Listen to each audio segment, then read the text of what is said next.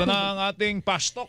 Ma'am, dito po sa pastok, tatlo pwede nyo isagot. Pabor, di pabor, o kaya depende. Pagka depende, bigyan namin kayong konting panahon para magpaliwanag. Ano, ha? Ito na po. Ready na po ba kayo, Congresswoman? Yes, Joel. Parusa po sa mga balimbing na politiko. Pabor, di pabor, o Depende. Tagal sumagot. Parang hindi pastok Depende. Depende. Bakit? So, depende kasi yung choice kasi nung mga individual ay kailangan din natin igalang. Kung ganun talaga, meron kasing interest, may makanya-kanyang interest kasi ang mga politiko. Kaya hayaan na lang natin sila kung ano yung gusto nila. Pag sa publiko na salin, Pabor. divorce. Pabor. Legalisasyon ng weteng. Ay, siyempre, hindi tayo pabor dyan. Legalisasyon po ng medical marijuana. Yes, pabor tayo dyan. Malaop lang tokhang na drug war.